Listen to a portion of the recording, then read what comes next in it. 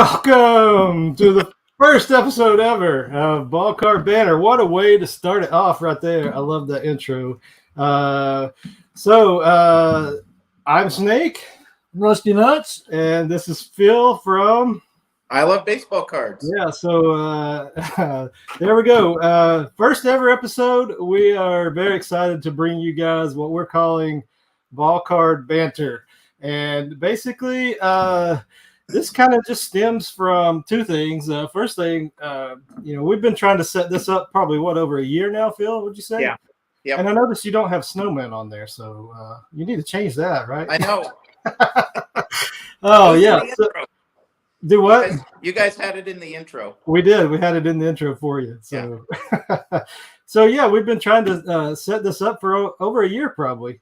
And mainly because every time we get together and chat, we sit here and talk about cards for a couple hours. Yep. And this is just an opportunity to get out there and do the same thing while we're together with everybody out there in YouTube land and all the cardmunity, right? Yeah. Okay, so cool. If you don't know who we are COG Sports Cards. We're just Rusty Nuts and I are just two regular guys who are enjoying the hobby. And we have a channel here on Sunday nights. We do a whole lot of busting packs open. And I don't know about regular guys. Is that what you said? That's what regular. Yeah, so we're irregular guys. I should say that. There you go. And but anyway, we don't have a card shop and we don't have a store. We don't sell cards or anything like that. We just have fun busting packs, and that's mainly what we do on Sunday nights. And wasting that money. That's right. We spend. That's for sure.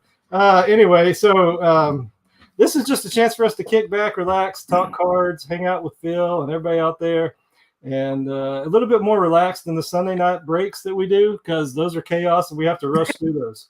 And so we just want to be able to come on, hang out, talk some stuff, talk the hobby, talk our collections, and try to learn something from Phil. Try to learn something from Phil. Yes. No, you guys. I haven't been to a card show in 25 years probably. So. Oh man. Yeah. Well, we'll get into that a little bit later for sure. Then. Yeah. Yeah. So we really don't know the direction this show is going to go. I am hoping to do this at least maybe once a month. Hopefully, if you can come on with us, Phil, and we'll get on here maybe more often depending on how it goes. I wouldn't mind to do it every night, but I know the schedules are difficult. So that's going to be. Hopefully we'll do this kind of once a month. We're just going to get on here and chat and banter about cards, hang out with everybody, and talk a little bit about what we enjoy about the hobby and what else, Rusty Nuts? That's right. I'm just listening. Yeah. Okay. Cool. Yeah. So I mean, basically that's how it's going to work. We're just get on here and chat about whatever we can think of. I came home from work and took a nap, so I'm trying to get my head screwed back on my gosh. Waking up. Yeah. You have your soda right there? I got. No, you know what he has. Dr. Pepper. I thought this didn't have caffeine in it, but everybody tells me it does. Yeah, right. Yeah, right. That's what it's known for. That's like taking a Jolt Cola and saying, why am I so awake? Jolts were awesome. I remember that. Oh, God, no. Rough on the belly. Yep. Cool. So, that's it. That's the intro right there. We're super excited. Thanks so much to Phil. Phil, you want to talk a little bit about your channel before we get started? Yeah, I mostly, at least recently, have just been my channel's opening packs. I prefer older stuff, but over time, older stuff dries up more and more. So it's mostly been opening packs, and then when I get graded cards back, then I do reveals, and that's kind of been about it. I want to talk more about cards and other topics, but it's kind of hard on your own. So like I was telling you guys, people who don't care about cards, I try to talk to. So should I show the warning that I have to be? Yeah, let's go ahead and show the warning. My son gave me this 2 Christmases ago because let's get it centered up right there. Yep. So I will talk cards with anybody, and so this is great to be able to talk with our viewers, our subscribers, our members, and then you guys, because that's probably why I don't do it a lot. A lot of opinions and different things on my channel, because you're just kind of talking just alone. I've never done a live stream. Maybe I should do that, because then you can interact with the people in the comments and bounce, they bounce ideas off of you, and you can have conversation about cards with them through the chat. So this is great. I love this because I could talk cards all day. Yeah. And so, I think everyone kind of deals with that, that part of the hobbies. When I'm at work and I mention that I've got a YouTube channel for baseball cards, and they kind of roll their eyes and they're like, what? Yeah. I don't know. Do you run into anybody? You have, a few people who used to be into cards, right? Oh yeah, I know a few people, but I don't see them anymore. That's back in the 90s. Yeah. So that's kind of part of it. Seems like most of us are the people who collected heavily in the late 80s and 90s and did shows and stuff like that back then, and got, kind of fell out of it, and now we're back into it, right? Yeah. It's a common story. I got halfway through putting together the 1990 top set and 1990 Donruss, and then that's it. Off to college I went, fall of 1990. And then, after college, your first job, and then I got married in 05 and kids. And then hobby took pretty much, I did not touch the 90s. I didn't get back into it really a little bit until 2000, 2001 again. So it's pretty much off for the whole 90s. So I missed the Jeter rookie, the A-Rod rookie, and all those. And then actually in the early 2000s went back and overpaid for those. So. Well, you got back in pretty early, though, because I didn't get back in until, 2 years ago. Yeah. So I was out of it for 20 years or more. Yeah. So. You'll laugh how I got back into it. The first stuff I bought late 99 into 2000 was, you remember that the crazy guy on Shop at Home? Yes. I bought a lot of those sucker bets where you're spending $299 for, $299 for, you're going to get this incredible, and you're guaranteed a Dan Marino rookie, and what you end up getting is the inaction off. Literally worth 50 cents, and you're like, oh, okay. We run into those chase boxes now. The ones these days are better than the junk they used to sell on Shop at Home. So that's when we do that almost every week. Yeah. Not that bad, but super boxes. Yeah. Our last run of super boxes has been rough, hasn't it? I'm tempted to go for another one. I think we should. You think we should? Eventually, we're going to hit. Eventually, we're going to hit. Yeah, that's right. Yeah, after a couple more $1,000. Yeah. So for me, I wasn't really even interested after the strike almost for a while. I totally got out of baseball and everything associated with it. But now I'm back. And I don't know. What do you think's changed in the hobby since those days? Or what hasn't been? Grading, for one thing. Yeah, that's right. Big time on grading now. Back then, you didn't hear of it.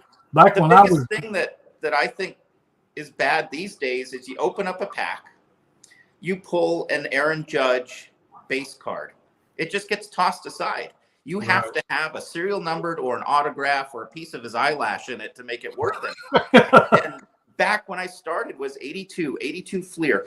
All summer long, I tried to get that Pete Rose card. And you got that Pete Rose card that had value because it was card. Yeah. And to me, it's sad that you can open up a pack of cards, of newer cards, and unless it's something super special, people flip through them and just toss them aside. But to me, getting a Trout or a Shohei or a Julio, just their base or something, it's a neat card to get, but it's not worth anything unless you get a silver parallel numbered to 99 or something. And that's kind of the bummer of, at least for me, for the new stuff. And that's just me not maybe being able to adapt to how collecting goes these days. But I just still remember where you pulled an older card out of a pack, and that was you're happy to have that card. Yeah. But they emphasize on that so much now. On that big hit, that numbered card, and it just, I don't know. Yeah. Yeah. So you watch people open those packs, and what do? They take the top half and set it down and look at whatever parallel or shiny cards they got. throw the back half down, and that's it. So Yeah. you basically have to get a hobby case and try to get a case hit. Yeah. Yeah, and I mean, I don't know. We haven't been able to really get into that yet. I mean, we've tried to get into some new stuff, but we really haven't been able to. Yeah. All right, let's see here. Let's go ahead to show this. Josh Claxton, what's going on, Josh? Thanks so much. We are in another junk wax era now. Too many one of ones. That's exactly what we're talking about right there. I totally agree, because every single prospect and rookie and 20-year person's got a one of one card out there, and the one of ones, a lot of them aren't even worth anything because there's so many one of ones. Yeah. And I always think back to the 92 Don Russ, right? Those elite cards. Yeah. How hard those were to find, and there's like 15,000 of each one of them. And and you can't find them now. No, Yeah. I mean, I don't own one. I found one at a local shop and then sent it in to be graded, and it's a killer card. it's cool. Yeah. I mean, and every time we're out or anything, we look for them. You can't find them. Yeah. They're not, But like Josh says, I mean, I totally agree. It feels completely like we're in another junk wax era. Yeah. To me.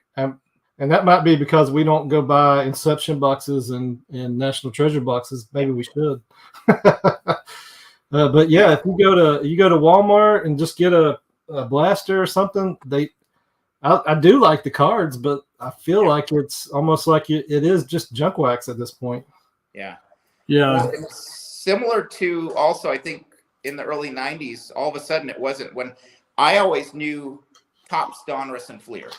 And then you had Sports Flicks and then Score come in, and then 90, 91, so many. So if you get a one of one of somebody, but every set produced, each manufacturer produces what, 30 or 40 sets a year?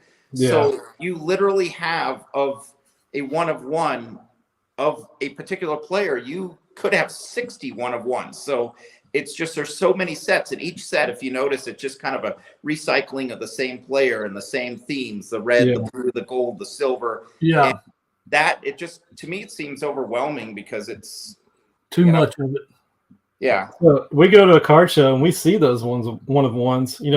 They're at the card shows. There's the table of a few vintage tables, then there's modern tables, then there's only modern basketball and something like that, football, modern. Yeah. We see those one of ones, but I look at it and I really don't even know what I'm looking at either. No. So it's part of my ignorance probably too. God, the pricing on some of them are just crazy. Yeah. Yeah, they're $5,000. So they're valuable. I know. But you look at it, well, what's that player going to be like in 20 years from now? How would his career, how's it went? He might get hurt next year and not play ever again. Yeah. And somebody's spending $5,000-$10,000 on one card. Yeah. If you're into that, that's fine. But that's just, I think most of that's for the excitement of trading and true. And, try to get a good deal on something and then trade it for something else and get a better deal. There's so much money in that stuff out there in those ones and ones. There's a lot of, I'm sure like the younger generation, I know that they really, that's what's exciting about it probably. Yeah. Right? You would have been, yeah. The newer stuff too. It is the only product where somebody can hit something and it can be a down payment on a house. Yeah. So out of the back, just not even graded. Just if you pull a logo man or something, and that's so. But it's funny when you talk about one of ones. What catches your attention at the local card shop here? Out of his whole new case and his one of ones and all this, the only thing that caught my eye that I would consider buying is out of, I think it's last year's Archives Signature Edition retired player. There's a one of one Steve Carlton autograph. Oh. He has it for $45. Out of everything in there, that's the thing that caught my eye was the old dude.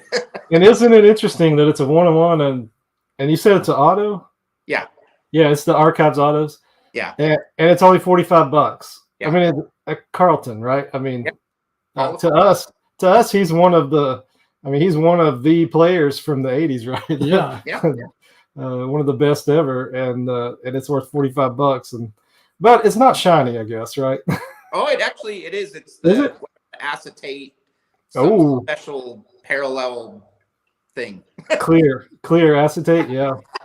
Cool. But see, I look at something like that like 20 years from now or 30 years from now, that card, the value of it, I think it's going to be, anybody collecting vintage, I think that's going to be something that would be very collectible, I think. I don't know. I agree.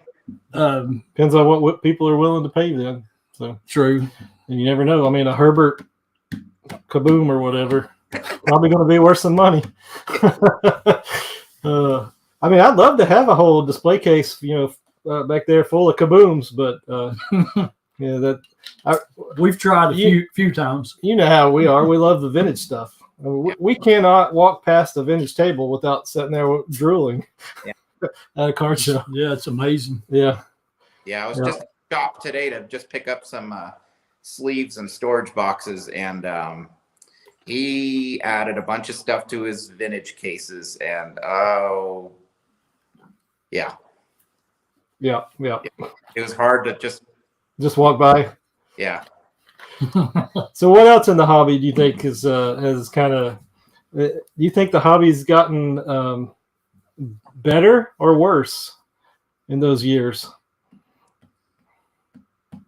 I'm going to say better, just because there's so many different things you can collect now. I mean, all the sports are huge. I mean, back when we started collecting, some of the sports were just totally overlooked. I mean, heck, you can even tennis cards are worth something. Formula One, and it's funny, in the late 80s, I bought a bunch of NASCAR. And it's unfortunate that those are not worth that much unless you have like a Dale Earnhardt rookie or a Jeff Gordon rookie or something. But I think the variety and what you can collect, and I think there's just so many more choices for people in everything. What brand, what do you like? The old card stock of like Archives and Heritage. Do you like the shiny plastic of the acetate cards? Do you like the shadow boxes on some of I forgot what on like Triple Threads or something has those shadow cards, the silver ink, gold ink. I mean, there's just so much there's so much more you can do in the hobby. So I think that's a big plus. Yeah, I agree. You can definitely pick your niche, right? Yeah. Whatever you want your niche to be, and you can basically dive in on anything you want. Yeah. I'm gonna start getting into soccer. Soccer's big time money. I know it is. It's big time money. There's tons of people out there that love it. I know. So I mean, you can collect all pink cards, all pink parallels if you want, with all pink relics or something. You can. So I mean, that's true. That's one good thing, is that anybody out there can pick anything and go for it, basically, at this point. And another thing is, I was thinking about how accessible cards are now to everyone. Back in the day, if your card shop didn't have it, or if you didn't have a local card shop, you weren't getting it. Yeah, and if you were lucky enough to have like around here, we had small ball card shows at the mall. Yeah, and they were real small. Yeah, and if you couldn't get it there or at the shop, you weren't getting it. Yeah, and when a vintage card came into the shop, everybody wanted that card. Yeah, right. And and most of the time it's gone. Yeah. I don't know. I mean, did you go to card shows back in the day, Phil? What's that? Did you go to card shows back in the day? I'm going to say my first ones were in like the mid 80s, and they were in the the little lobby of a hotel in the town south of us. We went to some of those. I went to, but yeah, with the card shop, we didn't have a local card shop. We'd have to just beg, and my mom was the only one out of all my friends' parents who would drive us 35 minutes south to the card shop there, and I could have spent 5 hours there, but then she started, getting a little impatient after 15 minutes, and you're flipping through binders and things. I'll buy these 3. Okay, we're out of here. And, maybe a few times a year we could talk her into going down there, but the accessibility. I mean, I used to buy some cards from those mail order. I mean, I don't know if it was Fritch or whatever, but you'd get these catalogs in the mail, and then check box which ones you want, and then send it with your check Oh, money order, and hope that they're legitimate and send your cards in 6 to 8 weeks. And so I bought a few like that, but I mean, everything I had was either from neighbor kids or going to the Five and Dime or the liquor store and buying packs that they had with the candy displays. yeah. Yeah. So, I mean, all the junk wax stuff was because you could just get those everywhere. I mean, at the, at your gas station or, at a ball field, in the concession stands. Yep. I always wondered how they got boxes of cards at concession stands at Little League games. I was just going to say that. Where did they get those?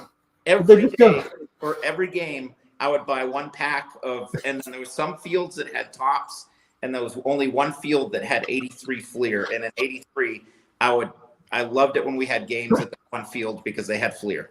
Yeah. Yeah. I used to get a pack of cards after every game. I remember. Yep. And it was like your prize for getting through the game. Yeah. Well, you had your team treat where you could buy or get a 25-cent equivalent of something there. So everybody on the team's buying red ropes and gum and things, and I'll take that card over there, that pack of cards right there. Oh man, those were the days. So Rusty Nuts used to set up at card shops like that. Yeah. See, card shows. Well, I mean, when I was growing up through the 70s, I didn't have anyone around me collecting or anything like that. And so all through my young years, I never collected. It wasn't until he came along and I started collecting some in the 90s. And then I started setting up at little card shop or shows. Yeah. And selling and willing and dealing. Yeah, and, but and you do doing that. stuff for my collection, and you do that basically just to get better collection, right? But yeah, that's about it. I mean, I did it for fun. It wasn't like I was making money or anything like that. It was fun because I had another friend of mine that would set up, and me and him would travel. We'd go to like Charlotte, that'd be like a huge deal. Go down there and set up and stay a night or two in a hotel. Yeah, it was just a lot of fun. Yeah. Put out your and get to see a little bit more stuff because different people. Yeah, because you couldn't just go on eBay back then and no, go buy a mantle. No, like a mantle was Of course, I wasn't buying mantles back then either. I know. So Phil, your collection. Tell us a little bit about your collection. Because I think you're a little unique to most people, and I know that you're unique in several ways. One way I think that you're unique. I might be wrong, but I don't think you necessarily collect a certain team, right? No, not a certain team. When I was younger, I collected a lot of Pete Rose, George Brett, Reggie Jackson, Ricky Henderson, Mike Schmidt. But yeah, it's I don't know how to describe my collecting. If it looks neat, I get it. Like that. I don't know if I showed you. I picked up a 1976 Kellogg's Catfish Hunter off eBay for like $1.33 because I thought it was cool. And yeah, my collection is kind of evenly divided between unopened packs and boxes, complete sets, and singles. So it's kind of a third, and my focus is always shifting around between those. Yeah. And, but when you talk about like shows in the late 80s, I would go to big shows in the late 80s, and you kick yourself now because I think I've told you this, where I'm walking around buying stacks of 87 McGuire's and 1988 Mark Grace rookies. And I'm like, oh no, these old guys, and there's, back then you had Mays and Aaron's and things sitting there for $5 or $10. And I'm like, no, I'd rather buy this stack of 25 Mark Grace rookies for $50, Yeah. Well, that's what the new generation, that's what those guys are doing, this new generation. They're walking right by the vintage thinking, oh man, maybe one day they'll be like us, when they think, I could have bought a Mantle and Mays cards for $500 at those card shows, and I walked right by them. Yeah. Now they're 5,000. Yeah. But that's the times just keep moving along. So that's fine. Yeah. The nostalgia of everything for us is just, I think about what it's about I don't know. Did you ever get into the starting lineups? No. I never did. It's and that's something you kick yourself now, because if you get the a gem mint card that came with the figure, it's not the figure that's worth something. It's the card in there, because they weren't. I guess apparently not a lot of the cards that came with those figures were produced in large numbers. I was into those I've actually started restocking. If I can find one that's in good shape, I'll buy it. And I've got a pretty good collection going at the house. Cool. I love them. I think they're going to make a comeback. Oh yeah, they are. Yeah. They're going to be worth millions. We're such old souls. Are you an old soul, Phil? Way too much so. Yeah, we are too, man. Way too much so. I mean, I get along best with my coworkers who are like 60s and 70s like, in age. Yeah. People my generation or whatever, I'm like, I don't know, somehow like leaped ahead somehow that yeah, even the music I listen to pretty much cuts off at about 1987. Yeah. So, Rusty Nuts, what about your collection? What are your favorite things to collect? Well, Roger Maris, of course.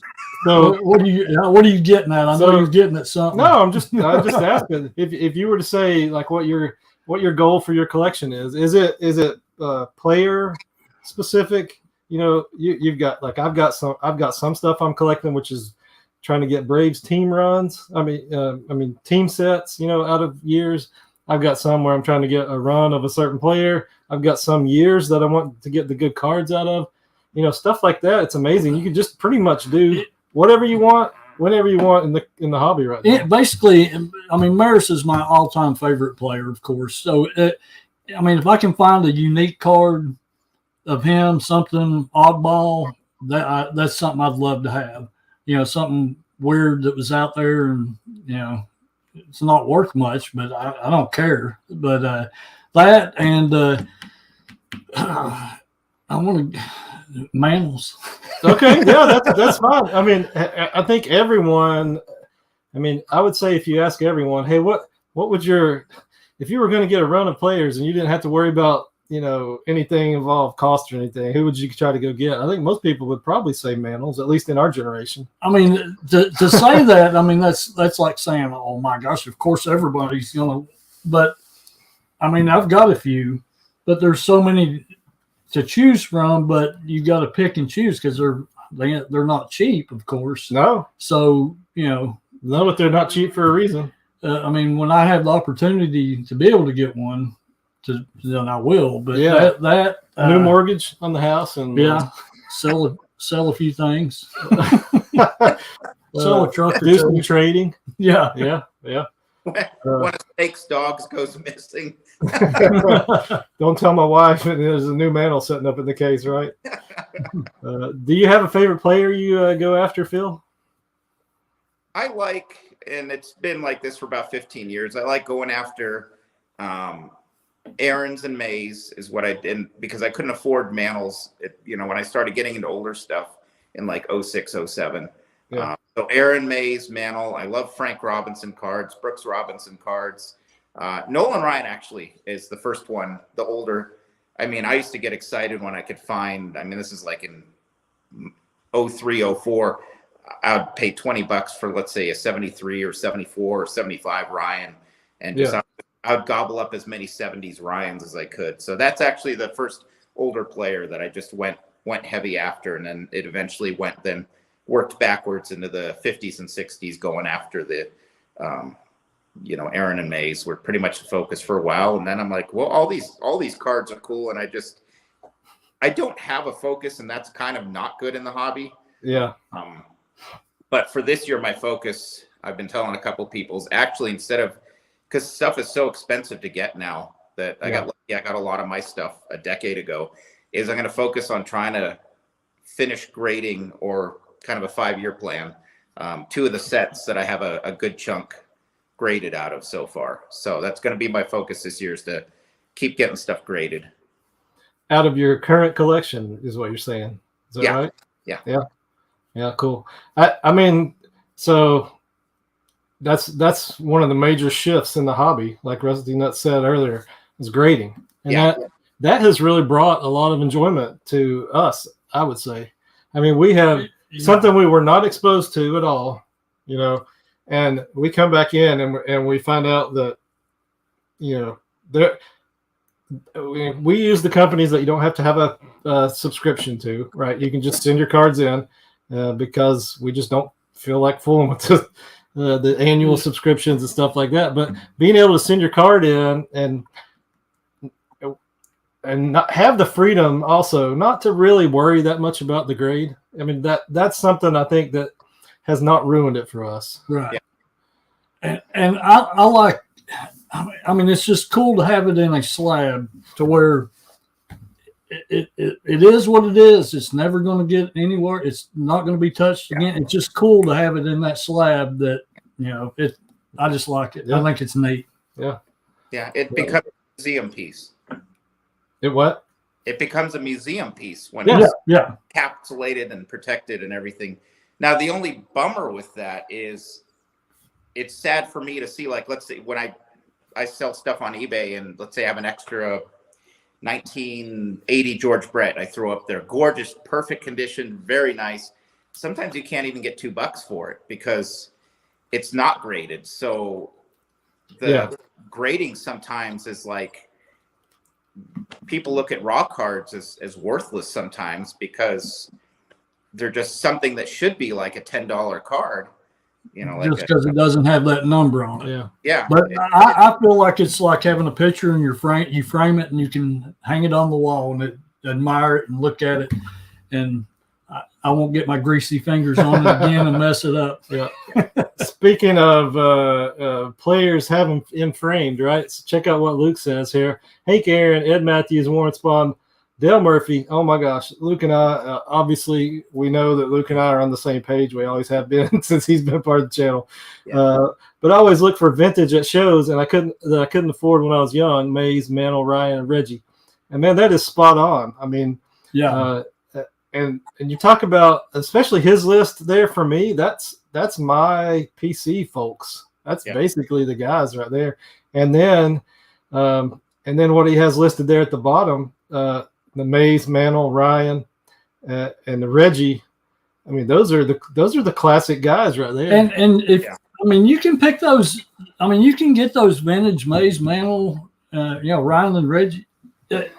If you don't get one graded already, you can find one that's in rough shape and get it at a decent price. Yeah. And if you do want to get it slabbed, and then it's yours and not worry about it. But there's risk. There's risk in that, right? If me and Luke are out at the card show and we buy a raw, early 50s Maze cards, let's say, you better know what you're doing because you send it off and it's trimmed. Well, that's true. And then what do? Then you're just you're heartbroken. Do your homework. You are heartbroken, like I always do when I buy one. Oh yeah, yeah. How we do. I'm always checking for all that. Yeah, it looks good to me. I'm buying it. But that, I mean, so like Luke said there, I mean, great part of that is basically just like us. I have those PC guys, and then I have those guys that I know that when I walked by those cards when I was, a teenager, I could never afford the Mantles. I could never afford a Maze. I could never afford an early Ryan, like you were saying. And now just going to a show or looking on eBay and thinking, man, I really could have a Mickey Mantle card. Yeah, it's really cool. I remember when we first got into it when you were younger. Of course, I was younger too. One big card I was wanting to try to get was a Pete Rose rookie. And around that time, there was a bunch of fakes. Do you remember that? Yeah. That was, I guess, the 90s. They everywhere. Yeah, they were everywhere. So you had to watch out and know what. You did, too. You knew exactly what to look for. Yeah, right. That's why I never bought them. The Pete Rose rookie was the card to get even when we were 10, 11, 12 years old. That, early mid-'80s and all the way for a decade, the Pete Rose rookie was the card, and nobody had a chance at it. my oldest rose was probably a 78 for most of the 80s. Yeah. So I didn't have the money to go back further. I mean, there was a friend of mine who, he's like 3-4 years older than me, and he had like some early 70s roses, and those were just to me the most amazing things I had ever seen. It's crazy. So I think Rose and Ryan are kind of like in the same boat for me, because their career spans multiple decades, right? Yeah. And so I was pulling those guys out of packs in the 80s. Yeah. But then you go back and you're like, oh man, I would like to have his second year card, or definitely his rookie, or even his third, fourth, fifth year card that I couldn't afford back in the day. Yeah. No. Yeah. So I mean, that's pretty cool. That's another, I guess, like Luke's saying, Hank Aaron, Eddie Matthews, Warren Spahn, they have a good run of cards that you can really, of course, all those guys they listed pretty much. Well, all three of those guys, I think, are still under. Well, maybe not so much Aaron, but when I was buying a lot of raw 10, 15 years ago, Aaron, Matthews, and Spahn were way undervalued. Aaron, I think, is caught up, but I still think right now Matthews and Spahn are way undervalued, whether raw or graded, for what their careers were and how they were. I, being a Braves fan, along with Luke there, totally agree with you. But that's good for you. Except for the 52 Matthews. Yeah. I don't think that one's undervalued. No, that. Being the last card in the 52 set, right? That's never going to be undervalued, probably. His rookie. I mean, I walk by those at card shows and still have that same feeling as when I walked by Pete Rose rookie when I was in my when I was a teenager. I didn't really ever pay attention to Matthews' career, his stats and stuff. And we looked at the card. It's probably been a month or two ago, and I was like, "Good night." He was a dang good player. Yeah. His cards are really undervalued. Yeah, pretty much. I think so. It is weird. I think it's just because where their career hit, maybe, that they were sort of before TV and all that stuff, and the end of their career was in the early 60s, mid 60s, and the big names were just out there. Yeah. Well, also when they were overshadowed by teammates. So Matthews was always overshadowed by Aaron, and then you look like McCovey was always overshadowed by Mays, and you have some teams that had two amazing Hall of Famers, and one of them's undervalued because even though they were a superstar on their own, there was somebody better than them on their team. Yeah, that's true. All right, let's see. Josh Claxton says, sent you an email if you would please share the info. All right, let's see here, Josh. Okay. And the main thing he sent us is he's going to be wearing one of our COG Sports Cards shirts like Rusty Nuts has on here at this card show. Let's see, where is it? Greene County Expo Center in, I'm not sure how to say that, Xenia, Xenia, Ohio. Hope that's right there for you. Like Xena, Warrior Princess. Xenia, Warrior. It's at the 120 Fairground Road there, it looks like. A Great American Sports Memorabilia and Trading Card Show. He's got a schedule on here. Let's see, I guess next one is, what's today? The next one's the 11th. Xenia near Columbus? I've never heard of Xenia. Yeah, so February 11th, there's a show. March 11th, April 11th, May 13th, June 10th, July 8th.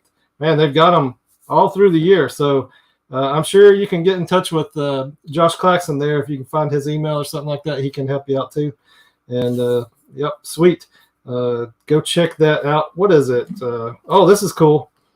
kenlundington.southpaw@hotmail.com if you need information on that. Thanks so much, Josh. Appreciate it.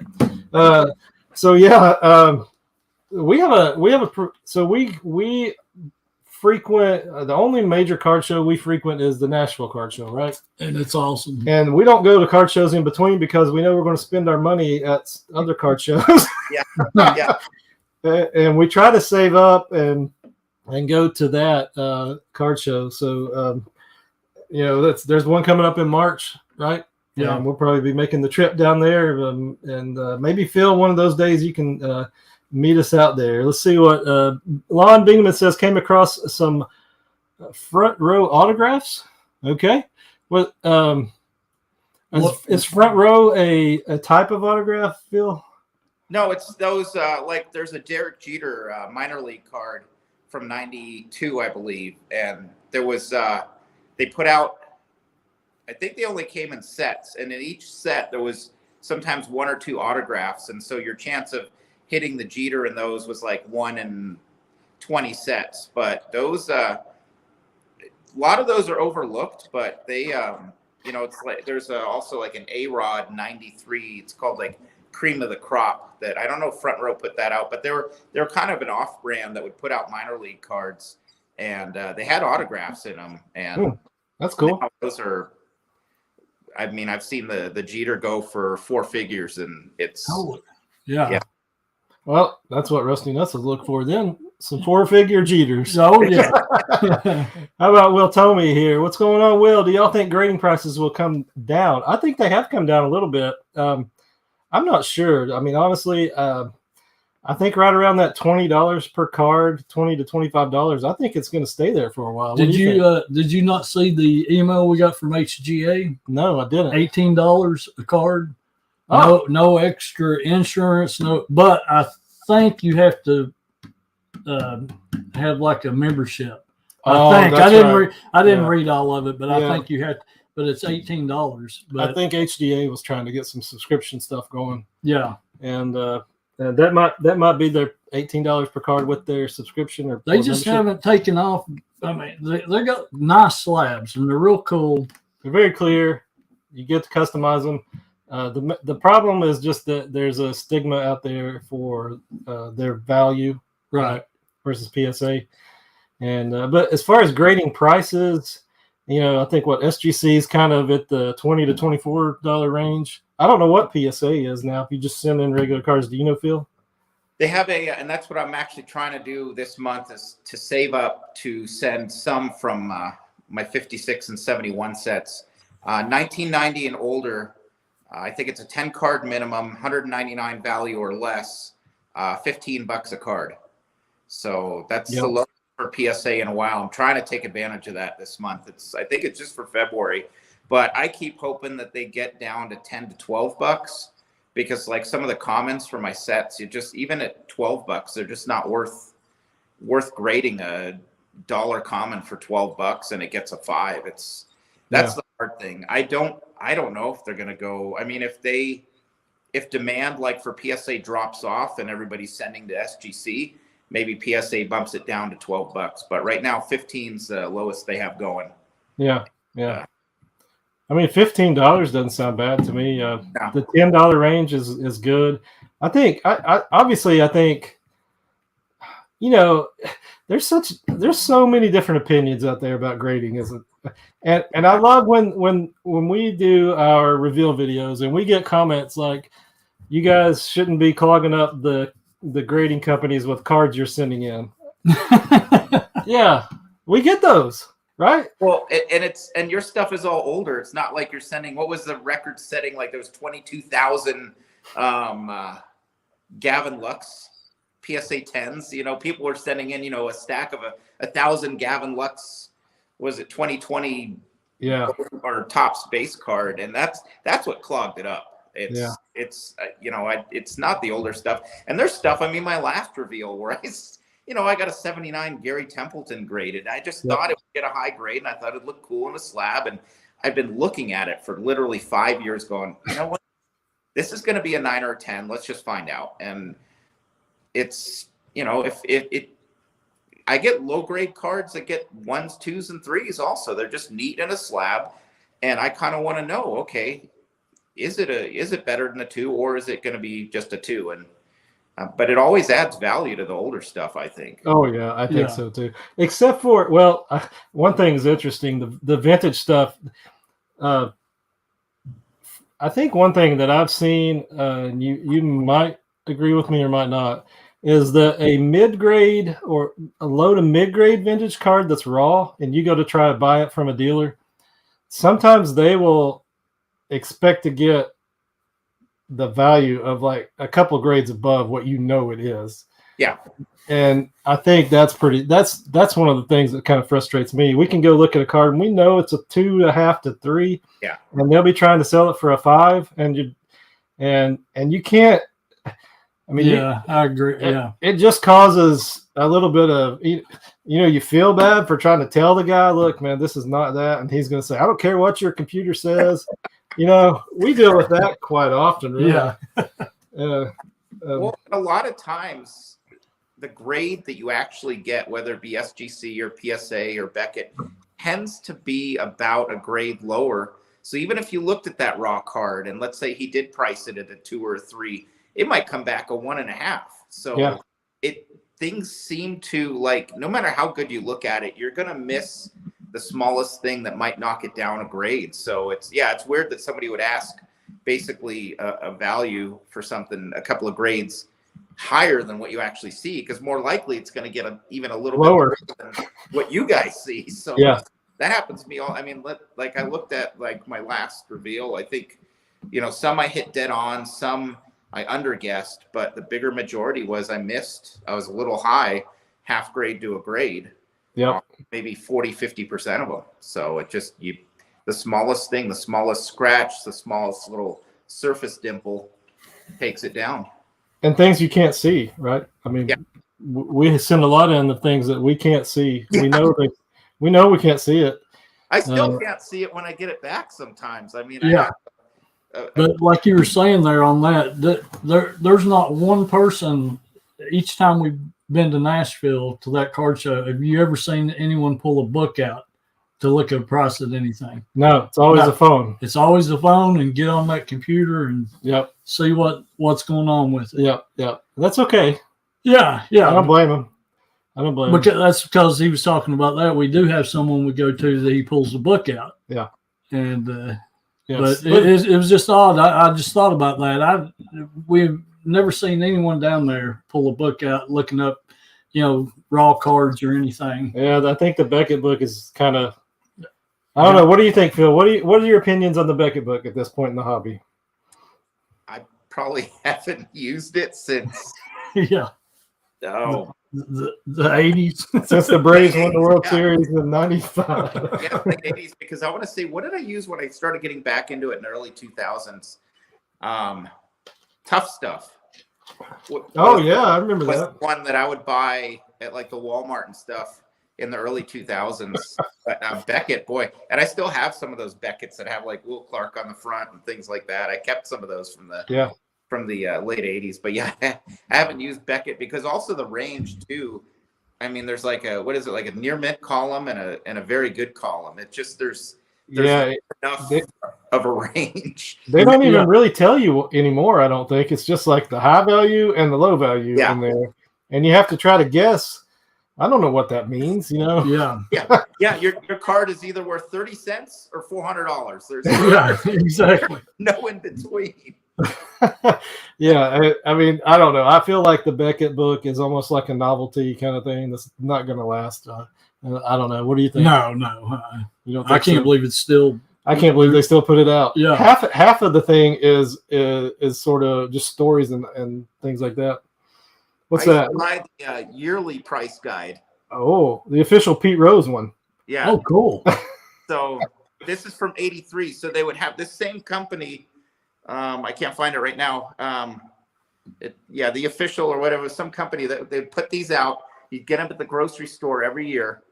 And this, I mean, is that only Pete Rose cards or?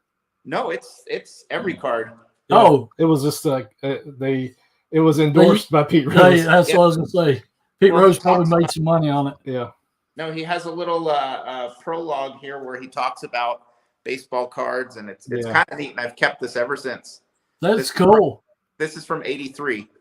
See, now that's the kind of stuff Snake's not big into that kind. I collect stuff like that. Yeah. Well, that's cool. I don't mind that stuff. The thing is, I have so many cards that you just so passionate and would love to hold in my hand that nostalgia stuff sometimes falls by the wayside. It's not I don't like it, but yeah, just like that. Yeah, that's cool. That little red legs. Yeah. Well, what's upsetting about this is when you look at the prices from 1983. I was just gonna say that to you. Yeah. 57 Al-K line, $8 low, $9.50 high. So Phil, check this out. Oh, that's cool. Is that? Is that Maddox? Yes, it's a Maddox. Oh, neat. It's 93. And what I did was I went back through here and I just said, well, this is cool. What were prices like? And it's interesting. Some of the vintage stuff, a 61 Koufax, $100, $65 to $100. That's pretty good. I think that you could get a decent looking one for $100 now. Yeah, yeah. Some of these prices, a Roger Maris, All-Star from what, 60 tops, $115.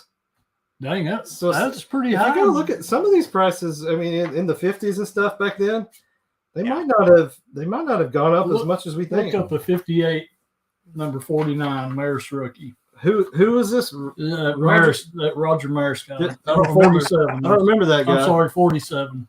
$450. Yeah. Well, you could get a really nice one for $450. Yeah, you could get a real nice one right now for $450. Yeah. I just looked up Hank Aaron rookie. Low of 160, high of 200 in 1983. Wow. Holy cow. Wow. That's the bargain. So I think in the 80s it hadn't exploded yet, right? Yeah. I think it was still, if somebody was going to buy a Hank Aaron for $200, I mean, a lot of people would call him crazy in 83, I think. Yeah. I still remember the most expensive card I bought in 83. My mom absolutely flipped the lid. I bought a Ricky Henderson rookie, $6.50. Lost her mind. Did she really? That I spent $6.50 on a piece of cardboard. Yep. So you're talking. So 10 years later, a Hank Aaron rookie. 10 years later in '93, the high price is listed at $2,100. Oh wow! So what an investment that would have been in '83. Yeah. Yeah. So that's why the card everything took off. I mean, those prices, and you had access to a Beckett book. We're going through, I think, a similar thing like they said before. We got access to price guides everywhere online. You got access to the cards on eBay. Really cool. And then I think the gradings, the card grading coming into it too bumped it up even more. Yeah. Once that hit. Yeah. When did they start grading cards? Like PSA, were they the first ones out there? I don't even know what year they started grading cards. I went to a show in '95, and there was PSA graded cards there. Really? Yeah. That early? Didn't know that. I didn't know that either. I didn't realize it was that early. I mean, the big advantage. What's the big advantage to PSA?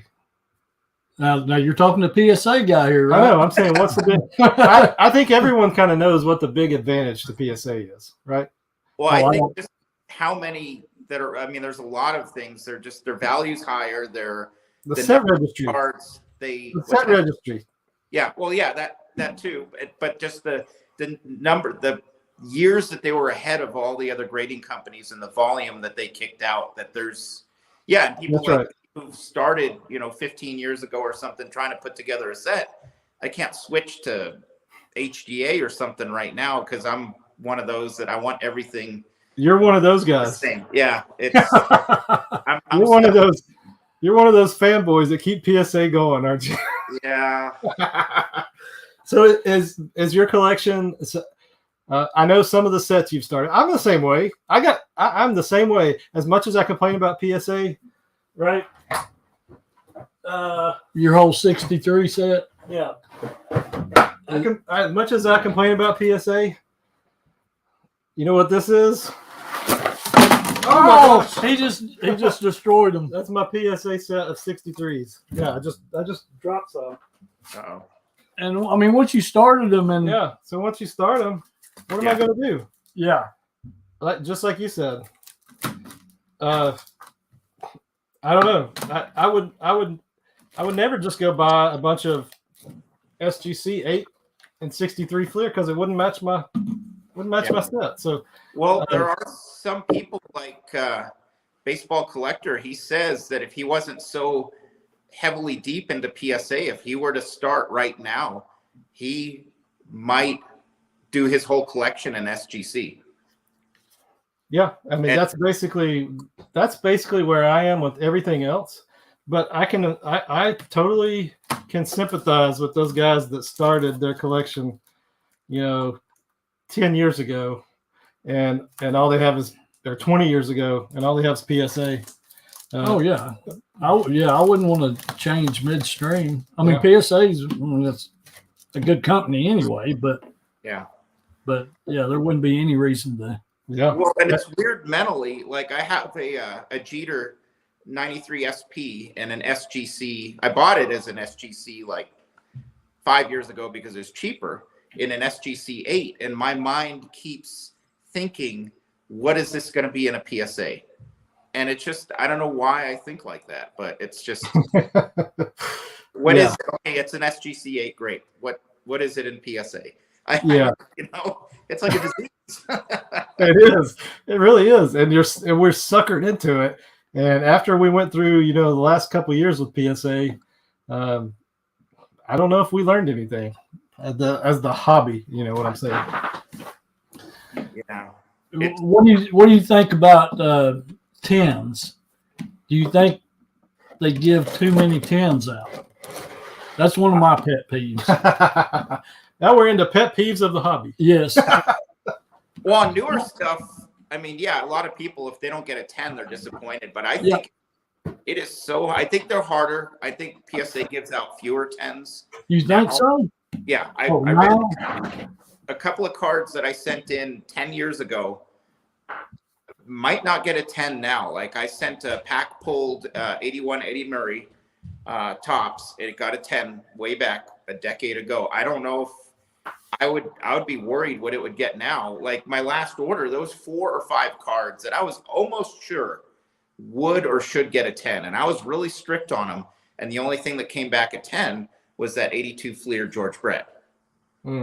That's it. There was there was an 81 Fleer Ryan that was just there. I mean, there's nothing wrong with it, and it got a 9. So it's, I think that's what's also bumped up values of 10s. Like a friend of mine has a Ozzie Smith rookie in a 9, and I told him, you know what, that value is going to skyrocket. Oh yeah. A lot of the 10s out there supposedly are shady or trimmed. Right. There was a YouTube video on that. So it's just, I think they get the 10 values are going up because I think they give fewer of them, and it is so hard to get a 10 on anything that's like older than 1990, in my opinion. Yeah, I agree. Do you think that the main cards, PSA sort of controls how many 10s are going out, get scrutinized a whole lot more than a mid star, like a semi-star or a common if you send in? I know it should not be like that, but it sure does feel like it, doesn't it? Yeah, there's one YouTube channel where he's done videos about the 68 Ryan, where like the 68 is not a tough set. That, I mean, it is, out of those 60s cards, it's one of the easier ones to get high grades. And why are there so few PSA 10 Ryan rookies? And then also the 1980 Ricky Henderson, he has a video on that, kind of talking about that. Why are there so few? It's not on a corner of the sheet. There's nothing unique about the positioning of it where it's always going to be miscut or diamond cut or something. You don't want to think that a company has those kind of biases, but it's hard to be blind to stuff like that. That it's like, well, there's something going on there. Yeah, you could send, like you did, right? You can send 20 cards in from the same set, and all of a sudden the most valuable cards in that set are grading 1.5 to 2 grades lower than the rest of them. Something looks a little fishy there. Yeah. Right? Oh, yep. I don't know. So, do you have, I can't remember how far we got on your collection, Phil. When we were talking about you don't necessarily have a team, you have some players. Who are the players, I guess, that are your main PC people? Pretty much anybody. I mean, this sounds really just, again, too unfocused, but pretty much anybody vintage that just, like I said, I started with Ryan and then Aaron and Mays and then Frank Robinson, Brooke Robinson, Tom Sievers, Jim Palmers. But then you look back and you go, wait a minute, I don't have any Willie Stargels. I don't have any. So right now I'm kind of gap filling. Like really the only rookie I'm looking for right now is a Catfish Hunter rookie. A 65 Catfish Hunter. So again, I really don't have a focus on a player. I'm going back and seeing where are the gaps, what. So you're like an umbrella collector. Yeah, unfortunately. Vintage umbrella. Yeah. It's not a good way to collect. It's more satisfying to have like a goal and a conclusion to that's why I said this year I'm focusing on let's keep even if it's 10 cards at a time, 10 cards a quarter, let's knock out some more out of the 56 and the 71 sets. I would like to finish those completely graded. Well, I think you said that when we first kicked off the show, that said, having a focus in the hobby can bring a little bit extra enjoyment, I think, instead of just saying, gosh, I want that one, and that one, especially. So I think I definitely experienced it when we went to the card show. Oh, yeah. And we didn't really have a plan. And we're just running around looking at every single thing. We spent the whole day looking at all the cards and having no idea what we were going to buy at the end of the day. That was the first go around. The second go around we did the second show we went to, the last one, we had a little bit more focus on what we were doing. Mine switched up a little bit. I think the focus and to me, since we've started doing this again and getting back into the hobby, I think part of it is not being in such a rush. Just enjoy it. Yeah. Be patient. I don't know. You agree with that? Yeah. And and then that just when you just said about the focus, I used to have a focus, but I guess it's almost a good thing right now to not, because some of my focuses I got. So I probably looked for a Nolan Ryan rookie from 1998 all the way to like 2008. And right around 2008, 2009, I finally got one. That was my focus. So maybe it's because some of these focuses, as you knock them out, that's maybe it's a good thing I don't, because there's really not one card that I have to have. I mean, not a realistic card. I'm never going to have a 52 Mantle. I'm never going to have a 51 or Mays or Mantle. Never going to have a Jackie rookie. And then after the Nolan Ryan, then for, I want to say, a good 4 or 5 years, I tried to get the Hank Aaron rookie. Yeah. So that was another focus from probably like 2007 till I think finally I got mine in 2012, 2013. So I did have focuses, but as I've not, and I had like a spreadsheet on my desktop. Yeah. And I always had I just had a list of, maybe it was sometimes 5 cards, sometimes 30 cards of just cards I wanted to get. And as I got them, I just deleted them off that list. Yeah. And now that I've gotten a lot of those, then there's not really that focused pursuit where you're always looking. Well, actually, I have a new one. There's always something. The 54 Ted Williams. There's 254 Topps Ted Williams. And I have card number 1, the orange one. And then I saw somebody's card number 250, the yellow one, about 6 months ago. And now I have to have that card. I do like those cards. Those are cool. Yeah. And is it the 54 Bowman Ted Williams also? No, that's almost impossible to get because that was short printed. So that's what I was thinking. Yeah. I'm never going to own that. But we saw one. There was one down there at the show when I bought that 54 Mantle. Yeah. Right, it was right beside it. And put that on your list. But didn't have the money for that. Yeah. No, I can't touch that 54 Bowman. But the Ted Williams cards in the top set bookend the set. Yeah. They card number 1 and card number 250 are both Ted Williams. So I have one of them, And now I'm like, oh, that other one looks cool. But you have to have it. You have to have it because if you ever display any of them, you've got to put both Ted Williams, whatever the ones in the middle are. You got to have both Ted Williams on it, right? yeah. Well, that's what's weird about us collectors too. It's like, oh, those kind of do go together. Like I have an 81 Topps Nolan Ryan and an 8, and I overpaid for an 81 O-Pee-Chee Nolan Ryan and an 8 because they look cool together, and I have both of them up on the wall. There you go. It just we're weird. So I wanted to talk a little bit about some YouTube stuff while we were here, and so while we're on this focus thing. One of the cool things that I've been watching and following, one of the cool channels is Wade Boggs Fan.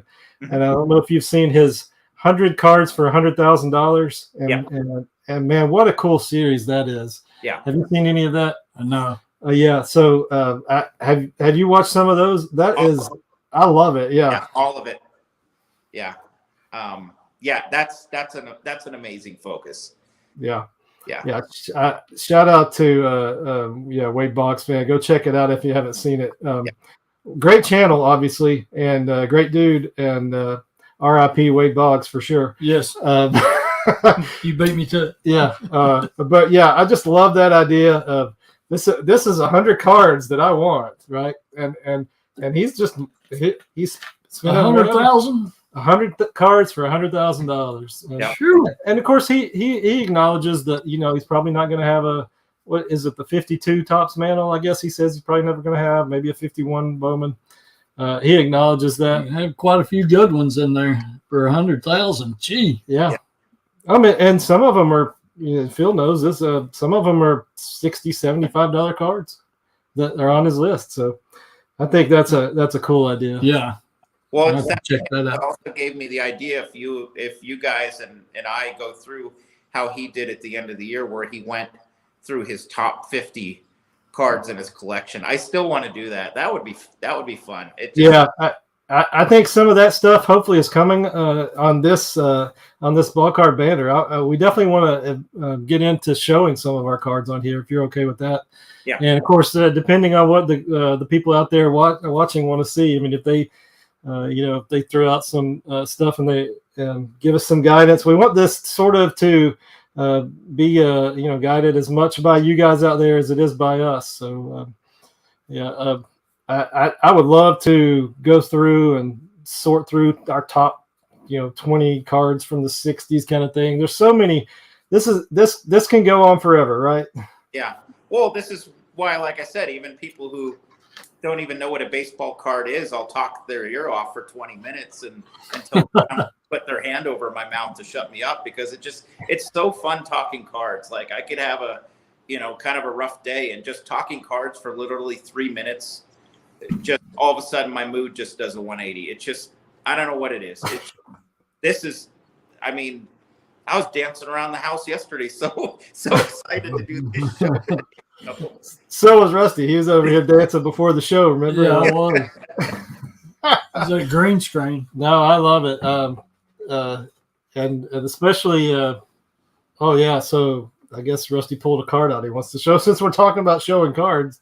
Yeah, I was going to talk to him about this before, but did you see what we pulled at the end of the live stream? Yeah, the maze. Yeah. Yeah, that's just thing is beautiful. It is stunning. Yeah, one of your the people said 6, and I went and rewound it and looked at it again, and I think my guess on that 6.5. I can't wait for you guys to send that to SGC. I'm thinking 6.5. Which for that card, I have that card, but mine's a 2. Yeah. I mean, I'm happy with that. That's amazing pull for us. That's awesome. Yeah, we might spend some extra time on when we do the reveal video on that, and when we send it off, we can show it a little bit closer, zoom in on the corners, zoom in on the edges, let everybody take a good guess at it. Yeah, that'll be a lot of fun. But that is an amazing card, a 55. And 55. 56 is my favorite set probably of all time, and 55 is really close. I mean, it's a really cool set for sure.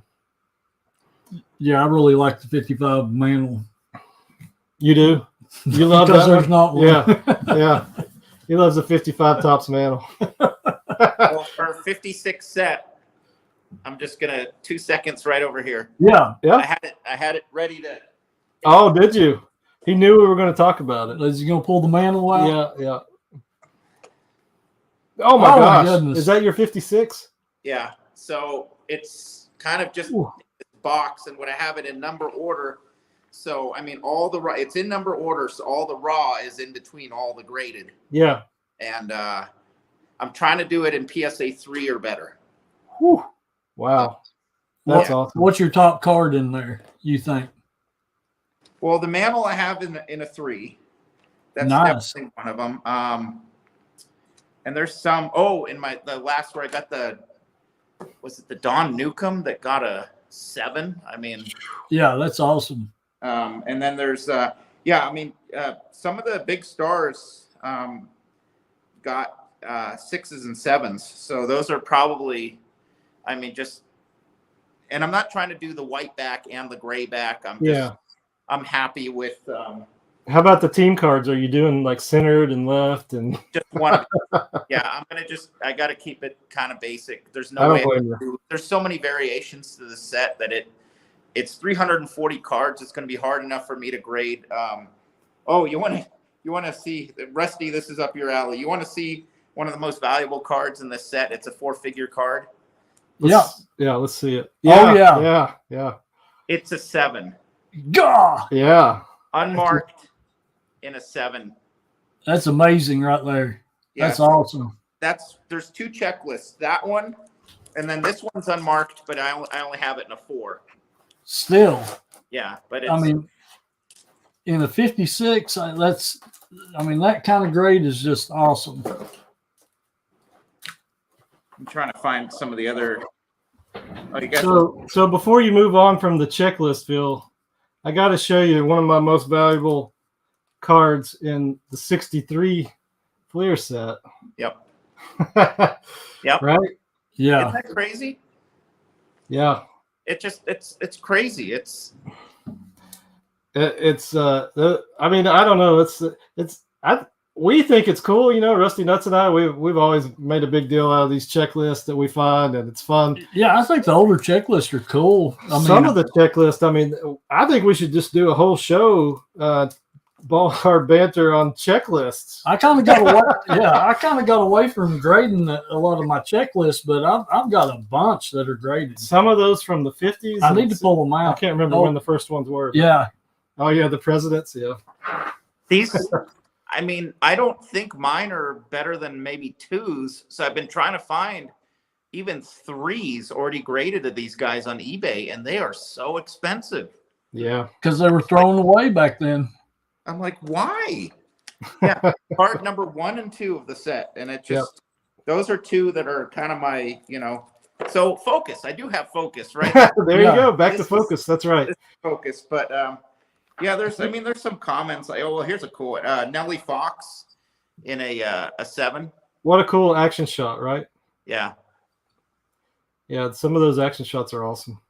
So it's and then here's the mantle.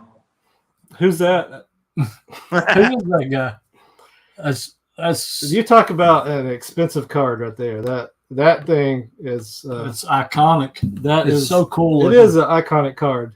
Is there a more iconic Mickey Mantle beside, not including the 52, I guess, than that one? No, maybe the 51 Bowman, but yeah, no, I love the 56 Mantle. It's yeah, so, it's awesome. Yeah, team cards. I'm just, I'm happy with just one version. There's one of them in a 6.5. So have you chosen which version you want to go after, or does it matter? You going for all centered or all rights, or just whatever I have in wrong? Yeah, I'm with you. Whatever is in there already. That's an amazing box. Thank you. It's just part of a. I took out the columns out of one of the basic storage boxes, and as I get more graded, I'm going to have to find some place else to keep these. Yeah. You're definitely going to have to store them correctly. Yeah. But so if you had to make a list of $100 cards, right? I mean, not $100 cards. 100 cards for 100,000. Like, do you think you could do it? That'd be tough. Yeah. I could definitely make a list of 100 cards I want. Oh yeah. Yeah. Well, the thing is, the 100,000 would be one card. I mean, I'd love to have a 52 Mantle or a 48 Leaf Jackie Robinson. I mean, but there's your 100,000 with one card. Yeah, I know, right? So take out the mortgage. Yeah. Any other? So, can you think of any other things going on in YouTube land that you have found interesting lately, Phil? Not baseball cards. I mean, No. What? No, I mean, it's the weirdest thing. I was just telling my wife this the other day that, I mean, I'm sorry if I offend anybody, but ever since I was a little kid, I hate airplanes. And I've gotten so hooked on this one channel the last few months. I've probably watched 100 of his videos where he breaks down airline, either not total disasters, but incidents, like bad incidents. And yeah. It is so interesting. It is. I'm hooked. I mean, I see the name of everybody's going to go over there. I was going to mention it on my channel. That sounds like the stuff I watch on there. Yeah. That and King Clarence, the black. I can't believe you watched the that. Black Lab. Black Lab, yeah. I love King Clarence. You know what I'm talking about? Well, no. I watched a lot of it came up just randomly on my, suggested videos or whatever, because I watch a lot of, UFO and alien and Bigfoot videos. Bigfoot, yes. And then disaster videos, volcanoes and stuff. And then the airline disasters came up, and it is just the way he breaks it down. And I hate airplanes. I like trains. So you don't like to fly? Oh, I hate flying. Oh. I flew all the time. I was in the Army, I jumped out of helicopters, everything. Now you couldn't get me in an airplane. Well, the worst planes, when I worked in Louisiana in the mid-90s, so fly from out here to Houston, and then you had this airplane that had more crew than passengers with propellers, and it was made by Saab. Saab doesn't even make good cars, and this little puddle jumper from Houston to Lake Charles, Louisiana was, I should have gotten hazard pay. That was a nightmare. So, sorry about getting you off on that rabbit hole there. YouTube, Phil. Well, as far as, the channel, the baseball card channels and baseball channels I watch, a lot of them are the same ones you guys, Bench Clear, and then all their associated, talk shows where they have, where they have either 2 guys or 4 guys on there. And then I watch all those baseball collector, investor, dealer, top sales lists, and then Wax Pack Gods, where they have the, top 10 George Brett sales from January. And I love those. All these top lists of just, and then there's a guy who opens packs like every day called a Wolf Pack Man that I just found like 3-4 months ago. Yeah. That I watch a lot of those where these are packs he bought like 20-30 years ago. Yeah. And he's opening up like 76 tops football looking for. Oh, wow. Oh, we'll have to get into that. Yeah, that's cool. Yeah. That's kind of up our alley. There's a guy that I just started watching, Pack Busters, I think, and he's got just stacks and stacks of Universal Of course, this is up my alley, stuff I love. He's got boxes of that stuff in the background, and he's opening it, and it's like, where did you get all that? He scratches off lottery tickets on there too. I don't know why he does that, but So do you think YouTube has had a lot to do with the resurgence of the hobby? Yeah. Yeah, I do too. Okay, it's definitely what got us back into it. Yeah. Go ahead there.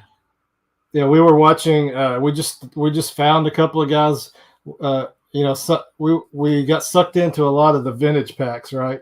Yep. And man, that was we loved that. Yeah, stuff. we sat there for hours just watching, just flicking around, watching. Yeah, and you know that's was, obviously what our Sunday evening live streams are about is the chase and the packs, right?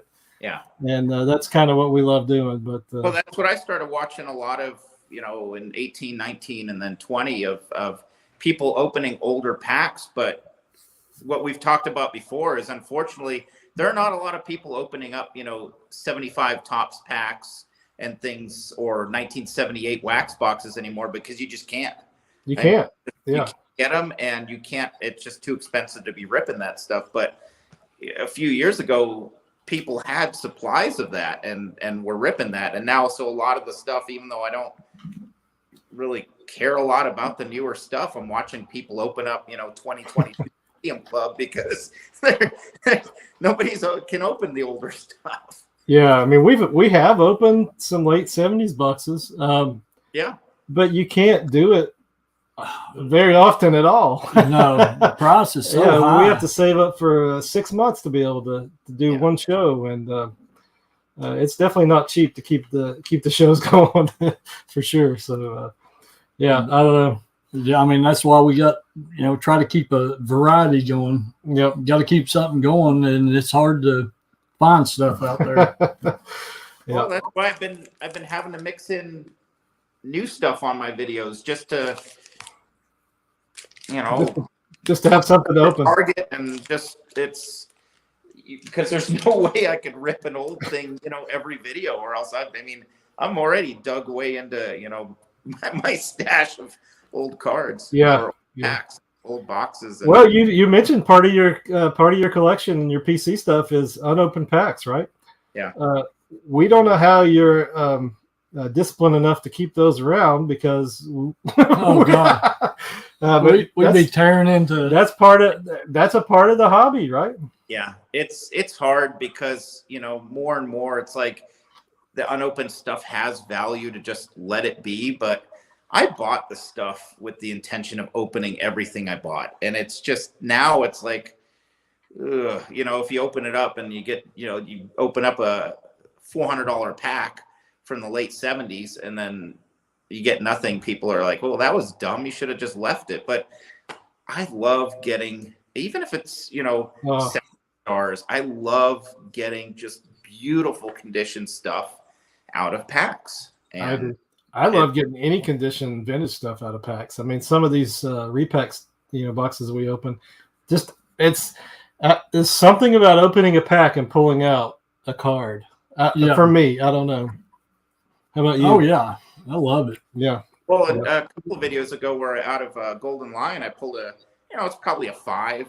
You'd get a 4 or 5 if I got it graded. I pulled a 75 Reggie. I mean, I thought that was the coolest thing. It's just, just like I said, it's just unexpected what you're going to get. And well, I was going to joke too that if you guys ever are out in this area, that I was going to keep the safe locked, because Rusty with stacks of, like, I have 12 vending boxes of 82 Fleer. Just and Rusty would I'd have a big coat on. I'd sneak a few in. It'd be just like the end of the live stream every Sunday night when he says, "Oh, we got time for this. Here's some more. We're gonna do another one." But I'm like, "Oh my gosh!" But I mean, I can't afford to buy unopened stuff now. I probably paid for those boxes. I doubt I paid. I remember they would sell all 4, because they're numbered 1 through 4 on the Fleers. I would buy 4 of those for $100. Wow. And that's how I ended up with so many. I'm like, well, these are fun to open. This is like, you know, 10 years ago. And I always say that 10 years ago for everything I bought. I bought a lot of stuff between like 08 and 2012. And I'm glad I did, because there's no way I could afford some of this stuff now. It's so that the unopened, it's not getting replenished every time I open something. That's something that I've had and looked at for a long time. Yeah. And, you know, and there's a few wax boxes, but I tended to buy vending boxes. And luckily I got them from legit sources who hadn't tampered them or searched them, because vending boxes 10 years ago for, like, let's say an 83 Tops vending box was like a quarter of the price of an 83 wax box. Yeah. Yeah. So I have some wax boxes, a lot of rack packs. but a lot of vending boxes. But I think vending boxes are fun too. Yeah. I don't have any problem with that. Yeah, I love watching when you guys open through them on your channel. Oh yeah, it's fun. We love it. Okay, well, we're about an hour and a half in here, and it's probably a good time to wrap this thing up and kind of save some topics for next time. I hope we can do this at least once a month or more often, and hopefully you're on board with that too. And we're going to get on here. The great thing about the hobby is you can there's a bajillion things that you can have a talk about, right? Yeah. So I don't know. Did you have any other topics you wanted to cover before we head out of here? No, we kind of umbrellaed a lot of topics today, which is cool because now we can kind of branch off, like we talked about doing our top 25 in our collection, or talk about our favorite sets, or there's so many things now that we can branch off and have a focused episode, just like I should focus my hobby a little bit more. That's right. Great job right there. Yeah. So we wanted this first show to just be a bunch of talk about, like you said, umbrella across the hobby. I really had a great time sitting here and doing this and talking to the guys in the chat and everything. Thank you guys so much for joining in with us. Did you have anything else there, Rusty Nuts? Next time we might have to bust something. Yeah, speaking of busting something, if you're new to our channel, if the first time you've seen us, check us out Sunday evening at 9 p.m. Eastern. That's when we have our live stream where we bust open stuff. So this weekend, there you go. There we go. There's a great plug. This weekend is going to be our COG subscription boxes from leagueleaders.com. We're going to dedicate this Sunday's show to that. This is T206 boxes. And look at that good-looking mug on there. Yeah, so that's Rusty Nuts right there on a T206 card. Just, you got to cover up the hair. Yeah. Go check out leagueleaders.com. You can see our subscription boxes there. Different theme every month. Thanks so much to Justin over at League Leaders for procuring those for us. And he's doing that. When I say us, he's doing it for all of us, not just me and Rusty Nuts. This is really for as much for all of our community out there. And we'll be giving it. You sign up for that, we give away a rigged box, #rigged box in the live stream there every week. So get signed up for that. He's got some set break boxes. We've got the COG Sports Cards top 20 boxes over there. So go check that out. This Friday we're going to be, I think, on live stream with Sammy Thunder. So go check that out. That's going to be cool. We're going to be doing a little bit of trivia, I think, over there. And then we'll be back Sunday evening for our live stream. This has been the first ever ball card banter with our buddy the Snowman Phil at I Love Baseball Cards. Thank you. So this was great of you to have me on. This is so much fun. I can't even. I had a blast, and honestly, I can't even wait till we do it again. I can't wait till we pick a topic and we do it again. So I want to keep this playlist going forever. That way we can go back and rewatch everything. So, okay, cool. Well, we really appreciate it. Thanks to everybody out there. You got anything else? No, thanks for everybody watching. Yep. And in the live chat there, Phil, appreciate you being here with us. It's always fun. Joined in, and thank you everybody who's here every Sunday with you guys. And it's just,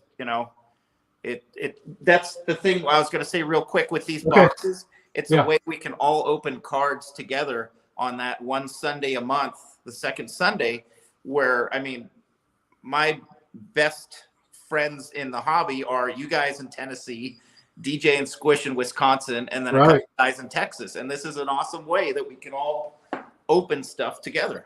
Yeah. I think that's one of the obviously we do the second Sunday and take up the whole show because we love that idea, just like you said, of us gathering together as a community, opening cards, and then and seeing those what's in those boxes. It's really fun. So okay, cool. That's about it. All right, if you enjoyed this video, hit that like button for us, and if you're enjoying our channel, please subscribe, and please subscribe to I Love Baseball Cards. Till next time, I'm Snake. I'm Rusty Nuts, and Snowman. See you, everybody.